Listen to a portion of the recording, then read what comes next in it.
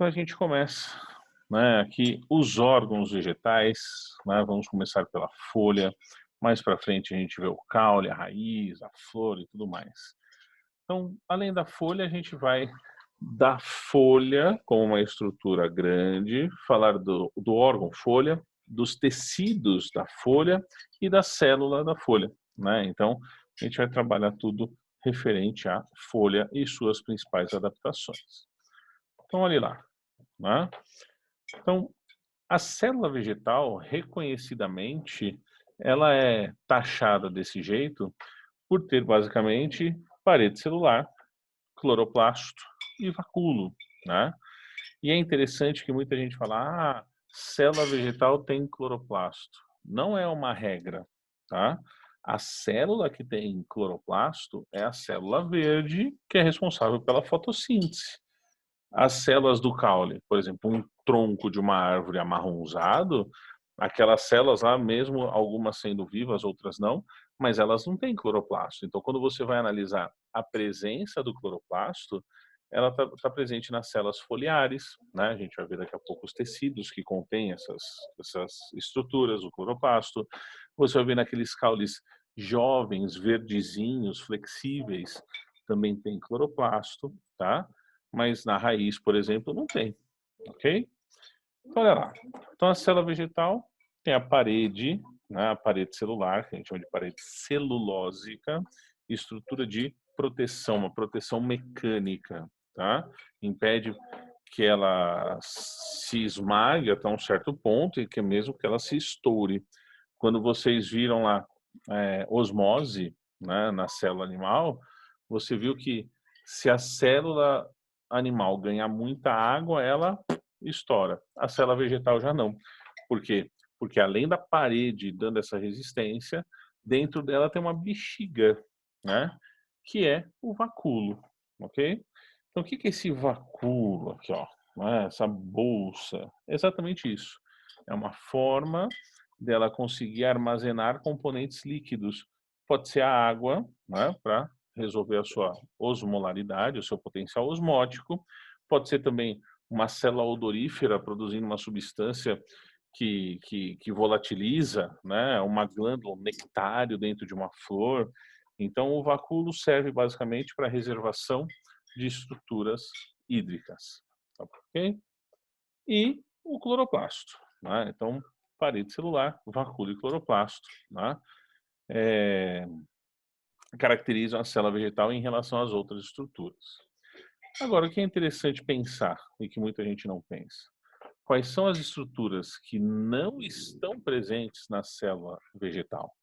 Então, apesar de ela ter, né, o cloroplasto, a parede celular e o vacúolo, a célula vegetal ela não tem centríolo, tá? Para divisão celular, é uma mitose diferente. A célula vegetal não tem lisossomos, né, para fazer digestão, né? Até porque não precisa, já que ela é um autótrofo, né? Não é à toa que nossa próxima matéria aí no caderno 3 é a fotossíntese, tá? Então, ela não tem o lisossomo para fazer digestão e também não tem os centríolos, a divisão celular é um pouquinho diferente. Há uma discussão em relação ao complexo de Golgi, tá? Eu já vi vestibulares colocarem que a célula vegetal não tem o complexo de Golgi como nós conhecemos e outros colocando que célula vegetal tem, tá? Então, teve um ano, não sei se foi 2002 ou 2003, que isso foi muito bem marcado.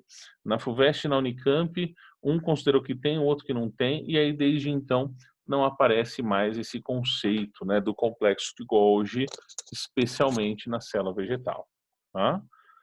Mas assim, essa estrutura aqui, o complexo de Golgi, são várias cisterninhas, vários saquinhos, né? Quando você olha aqui, ó, nessa tabelinha que eu pus no canto, ó, ele fala, o complexo de Golgi está em vesículas isoladas, como se cada cisterninha, cada saquinho desse estivesse num ponto da célula. Então, quando isso aparece, o que não tem nesse desenho aqui, é super difícil achar, também não achei um desenho assim, a gente dá o nome para isso de dictiosomo, que são essas cisternas espalhadas e soltas pela célula. E aí tem gente que fala, mas isso não é um complexo de Golgi, entendeu? É uma coisa meio que não tem muito nexo perguntarem sobre isso para vocês. Então, você vai considerar o complexo de Golgi em relação à função, armazenamento de substâncias, secreção de substâncias, né? Originando os peroxissomos, por exemplo, produzindo os carboidratos de membrana, então, os polissacarídeos de membrana. Então, você pode falar que tem funcionalmente, né? Não se preocupe muito com isso, tá bom? Então, resumindo, quais são as diferenças da célula vegetal para as outras células? Então, a célula vegetal tem a parede celular de celulose, tá? Bactéria também tem parede celular e fungo também, mas são de substâncias diferentes. Então, a parede do fungo, alguém lembra qual que era? A gente já viu numa aula aí, na aula de digestão. Alguém lembra? A substância que forma a parede do fungo, a parede da célula vegetal do fungo? Quitina, perfeito, né? A parede celular das bactérias é formada por uma gosma, a gente chama de mucopolissacarídeo, tá? E a parede da célula vegetal é celulose, tá? A membrana é a parede de celulose. Outra coisa, membrana plasmática está dentro, né? Circundada pela parede, por isso a parede é uma estrutura de proteção. Os vegetais também têm o cloroplasto, mas não é só o cloroplasto, existem vários plastos, como a gente vai ver daqui a pouquinho, enquanto os animais não têm, e os vacúolos, né, para esse controle hídrico que a gente não tem também, tá? O que ela não tem? Não tem lisossomos, né, e não tem centríolos, a organela da divisão celular, o centríolo, e da digestão, o lisossomo, certo? Quando a gente fala dos plastos ou do cloroplasto em específico, saibam que existem vários plastos. Plasto, genericamente, é um nome de alguma coisa, de alguma bolinha que esteja dentro da célula. Então, isso se nomeia plasto genericamente. Depende de como ele tem uma função diferente, né? Já complementa essa pergunta do amido. Então, ó, a gente tem aqui a planta tem um proplasto. É um proplasto, ó, primeiro, é uma bolsinha lá que não sabe o que vai ter, tá? Ele pode virar um leucoplasto, que é branco, branco, de estocagem, e aí ele pode estocar, por exemplo, guardar amido. O que é o amido? O amido é o principal açúcar dos vegetais. Alguém lembra qual que era o principal açúcar dos animais? Que era o mesmo do fungo? O glicogênio, perfeito. Então, enquanto o nosso músculo reserva glicogênio, a plantinha reserva amido. Por isso que os alimentos de origem vegetal são ricos em amido. E aonde fica o amido dentro da célula vegetal? Fica dentro desse leucoplasto, ou tem gente que chama de amiloplasto. Já comeu pera ou maçã? Sentiu um granuladinho dela para um aspecto arenoso? São os leucoplastos de amido, os amiloplastos, tá? Existe o cloroplasto, que é o que a gente conhece, que faz a fotossíntese, tá? E vários plastos coloridos. Ó. O termo cloro significa verde. Então, cloroplasto é o plasto, a bolsinha verde.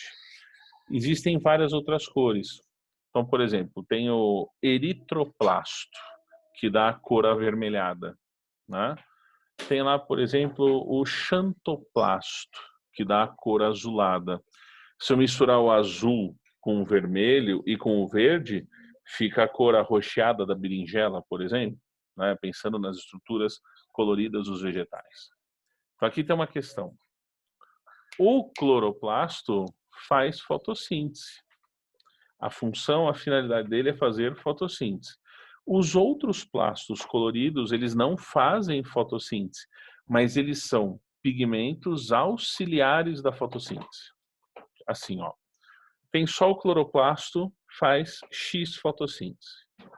Se tiver o cloroplasto e qualquer outro colorido a mais, tipo um vermelho, um eritroplasto, ela faz a fotossíntese mais rápido. Se tiver o cloroplasto e mais dois outros coloridos, ela faz mais rápido. Então, os outros pigmentos que não esverdeados, né, que não do cloroplasto, são pigmentos acessórios, né, à fotossíntese, mas que vão aumentar a velocidade do processo. O que define que vai ter fotossíntese ou não é o cloroplasto, tá? Então, plasto é uma categoria de organelas, são várias organelas que formam os plastos. O próprio vacúolo é chamado às vezes aí no livro, né, na apostila de vocês deve ter esse nome, em alguma questão de vestibular, ele é chamado de tonoplasto, tonos, concentração.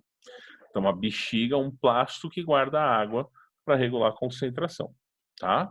Então, plastos são várias organelas que são dessa categoria. O mais reconhecido, o mais conhecido é o cloroplasto, tá? Você lembra qual era a função do cloroplasto, apesar de eu já ter falado aqui?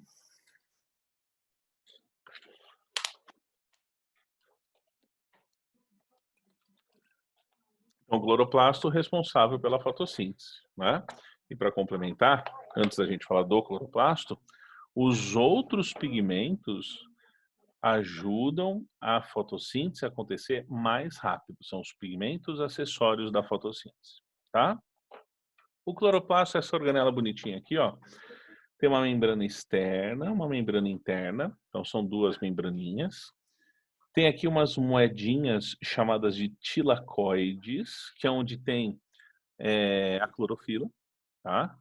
Tanto são parecidos com moedinhas, como o conjunto dessas moedinhas nós damos o nome de grana, né? Lembrando o dinheiro, o conjunto de moedinhas. E o cloroplasto é uma organela muito especial, assim como uma que nós temos. Qual seria a organela que nós temos que complementaria a função do cloroplasto? Que é uma organela que tem duas membranas, é uma organela que tem uma matriz, é uma organela que tem DNA próprio, que é a mitocôndria. Então, olha que legal. Qual é a ideia, e vocês viram lá na frente qual que era a teoria que mostrava a origem da mitocôndria? Isso, tá? De que a mitocôndria era uma bactéria que passou a viver dentro da célula. A teoria da endossimbiose, né? Então, a teoria endossimbiótica.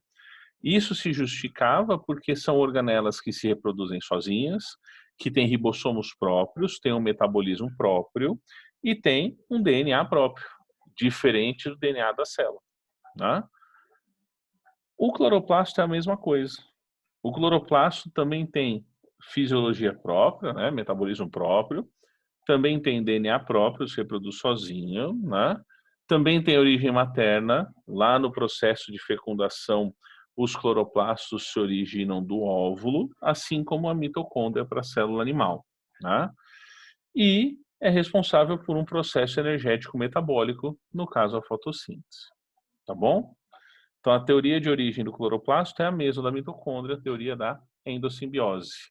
O que justifica essa ideia? Terem DNA próprio, terem metabolismo próprio e se reproduzirem sozinhas, tá? Assim como as mitocôndrias. Uma pergunta, uma perguntinha. É verdade eu falar que célula animal tem mitocôndria e célula vegetal tem cloroplasto? Tá certo essa comparação? Não, por quê? Porque a célula vegetal, além do cloroplasto, também tem mitocôndria, tá? A célula animal só tem mitocôndria. Célula vegetal tem os dois, tem mitocôndria e cloroplasto. Veja, você tem mitocôndria para quê? Para que ela serve?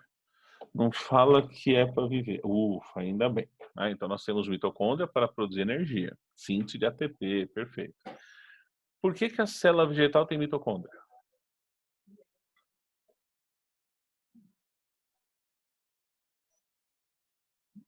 A célula vegetal tem mitocôndria para produzir energia, para respiração. Agora, ter o cloroplasto garante o que para ela? Garante o alimento, perfeito. Então, por que ela é considerada uma ela mesmo trofas comida? Porque com a fotossíntese, com o cloroplasto, ela produz o alimento. A partir do alimento produzido, a partir da glicose que se acumula em amido produzida lá no cloroplasto, ela respira com as suas mitocôndrias e produz energia. Nós não, nós só produzimos energia. Você precisa comer o alimento, por isso somos heterótrofos, ok? Então, ó, a gente começou daqui, ó, da célula. Tô seguindo o caminho contrário, as setinhas. Os tecidos e o órgão. Aqui o órgão folha, tá? Uma folhinha bonitinha. Vamos lá, começando alguma coisa revendo a matéria. Essa folhinha que está na foto é uma folhinha de mono ou dicotiledônea? Dicotiledônea, porque ela tem as nervuras ramificadas, né? As nervuras são os vasos condutores aqui, o famoso xilema e floema que a gente vê lá para frente. E aqui do ponto que ela sai do caule a gente chama de nó, tem o cabinho que é o pecíolo e por aí vai, tá?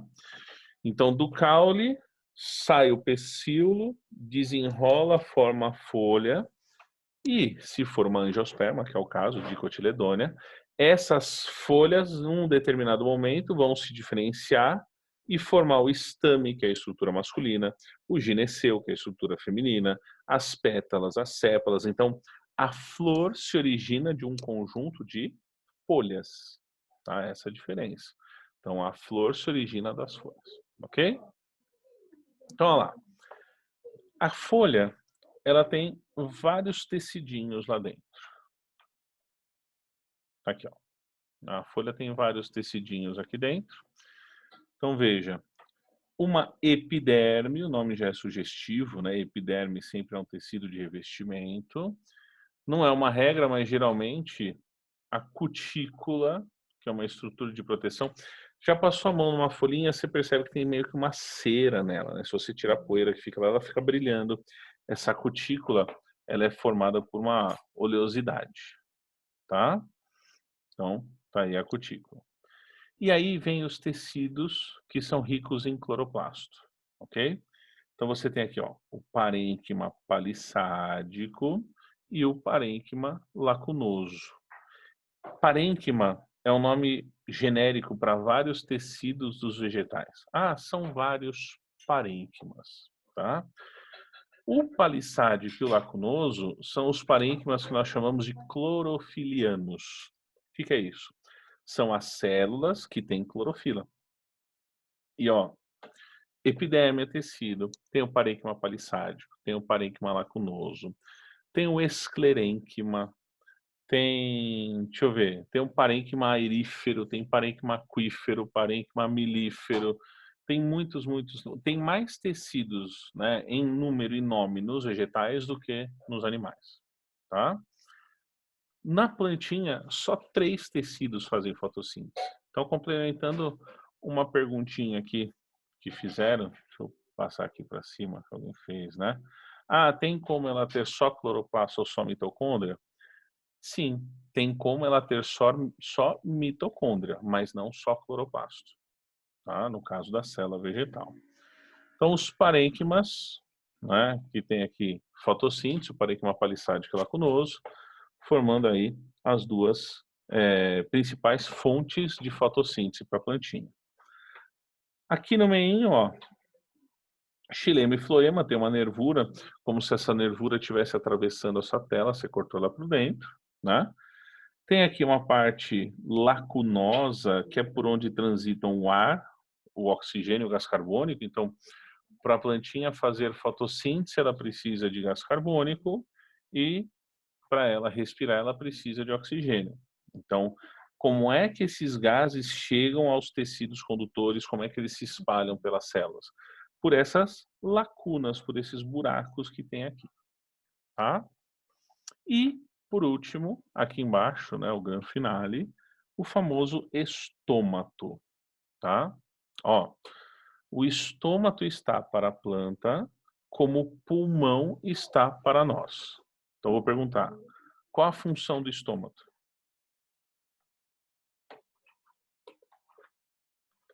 O estômago está para a planta como o pulmão está para nós. Isso. né? Então tomem cuidado. Troca de gases. Então, esses buracos, esses estômatos, eles vão permitir a passagem dos gases, o gás carbônico para dentro, o oxigênio para fora, se ela estiver fazendo fotossíntese, ou o oxigênio para dentro, o gás carbônico para fora, se ela estiver fazendo respiração, tá? Então, os gases, para ela fazer respiração mitocondrial ou para o cloroplasto fazer fotossíntese, vão entrar pelas folhas.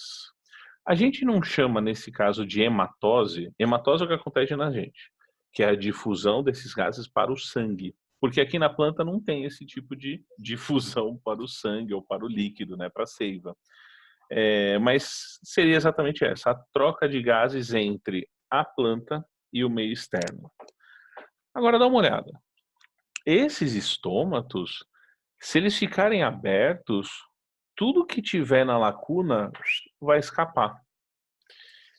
E a planta, ela é estática, ela fica presa, plantada, né? Então, se de repente o estômago ficar aberto e ela começar a perder muita água, porque pode sair vapor d'água aqui, ó, vai saindo água, saindo água, saindo água, ela vai desidratar. E eu já vou sacanear vocês um pouquinho para muitas aulas que vêm pela frente. Existe dentro da planta uma corrente de água. Então, para a água entrar pela raiz, aqui embaixo, tem que sair água lá por cima. E ela sai por onde? Pela folha, na forma de gás, né? Então, a água na forma de vapor. Então, o que ela faz? Ela fecha o estômago e interrompe o fluxo de água. Então, a folha, né, com esses estômatos, ó, a principal função do estômago é troca gasosa, mas esse estômago pode levar a folhinha a desidratar demais. Tá? Por isso que a planta tem um certo controle da abertura e do fechamento desses buraquinhos, desses estômatos. Tá? Alguém perguntou aí sobre o cacto. Né? O cacto, aquele espinho que tem no cacto é diferente do espinho que tem numa roseira, por exemplo. Né? O da roseira, pior ainda, não foi um bom exemplo, porque da roseira nem espinho é o que a gente chama de acúleo, que feio esse nome, né? Então, a projeção da epiderme do caule. Se você pegar o espinho da roseira, você arranca fácil. É de um tecido da epiderme, mas machuca, cuidado. Agora, quando você pega um espinho, por exemplo, de um limoeiro, né? Ele é marrom, endurecido, é uma projeção do caule. Quando você pega o espinho de um cacto, eu sei que ele machuca também, mas é uma folha toda enroladinha. É como se a folha começasse a crescer e ela enrolasse, formando essa estruturinha assim. Então aqui tem... Ai, cortei com o papel. Ó. Tem a folha do cacto. Por que que ele faz isso? Por que que a folha do cacto faz assim? Se enrola.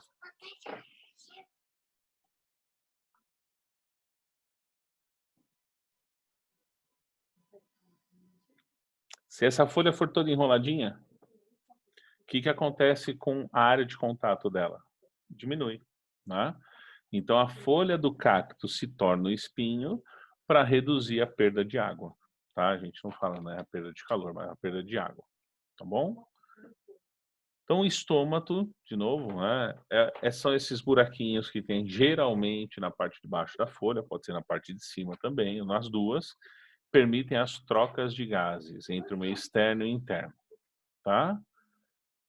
Isso acontece tanto com luz artificial quanto natural? Sim, desde que a fonte seja incandescente, a plantinha também, só que lógico, o que vai reger a fotossíntese, a gente vai ver, né, no caderno 3, é o comprimento de onda da luz. Então, se você conseguir reproduzir isso artificialmente, né, mesmo não sendo a luz do sol propriamente dito, você consegue, pelo comprimento de onda, estabelecer a fotossíntese, tá? Então, o estômato, mais uma vez, são pequenos furos que a planta pode abrir ou fechar, garantindo a troca de gases.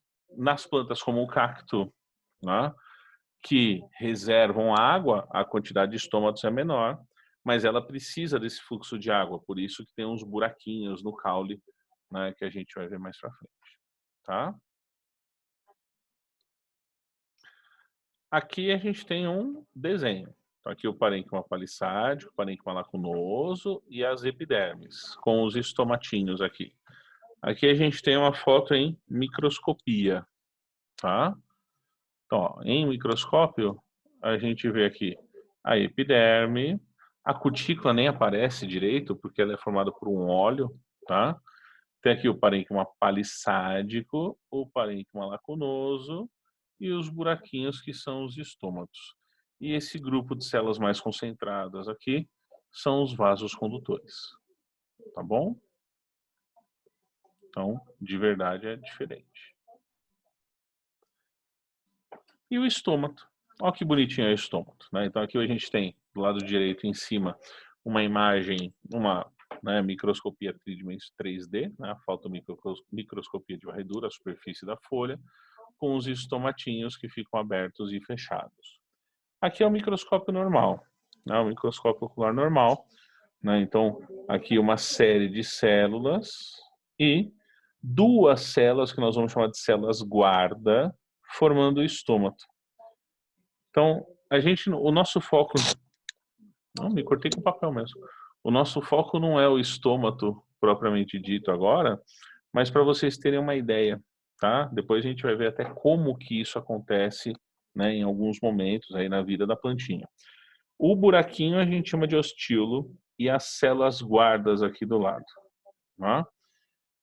As células guardas são duas bexiguinhas. Quando elas enchem de água, elas entortam assim, ó. E aí abre o estômago. Quando ela perde muita água e murcha, ela faz assim, ó, e fecha o estômago, fecha o ostíolo. Por isso que tem uma relação direta entre estar aberto ou fechado e a quantidade de água disponível que a planta tem. Se de repente o solo está seco, o estômago, a célula guarda murcha e o estômago fecha. Agora, se o solo estiver bem irrigado, a célula ganha água e o estômago abre, permitindo um fluxo maior de substâncias. Tá?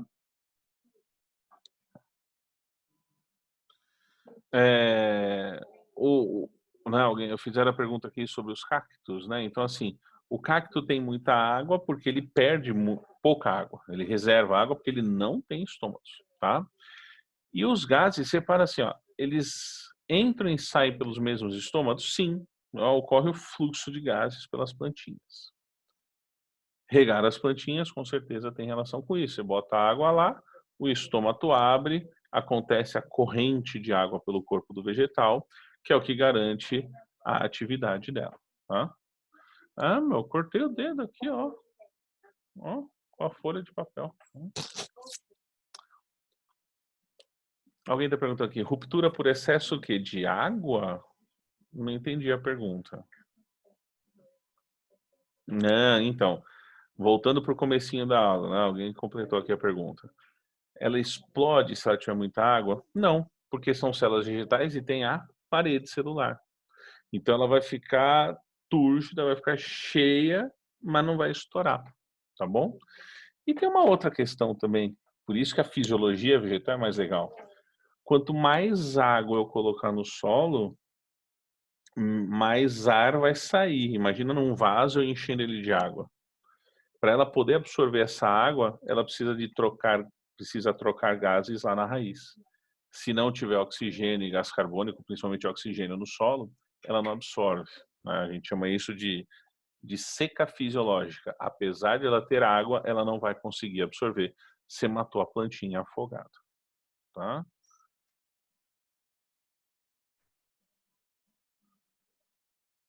Ela tem uma quantidade certa e esperada de água e até um horário do dia adequado para você aguar uma planta, se ela está num vaso, né? Se ela está no ambiente, não, mas se ela estiver em vaso, porque eu não posso colocar muito a ponto de tirar todo o ar que tem no vaso. Aí ela não vai conseguir absorver, tá?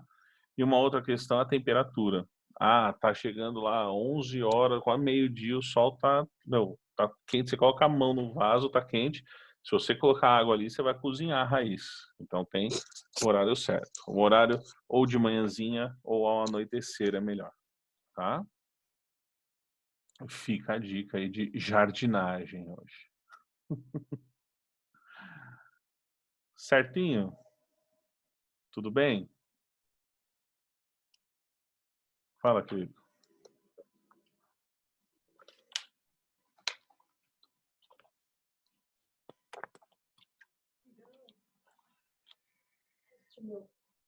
Para a planta, então para a planta respirar, ela precisa de água? Não. Para a planta respirar, ela não pode ter muita água no solo. A dinâmica da raiz é um pouco diferente. Se você, então, ó, se você colocar água numa hora quente do dia, num vaso, que é um ambiente fechado, a tendência é ele esquentar demais. Agora, se tiver no terreno, na terra normal, lá no campo aberto, você pode jogar água a qualquer hora, porque a temperatura não está tão alta assim.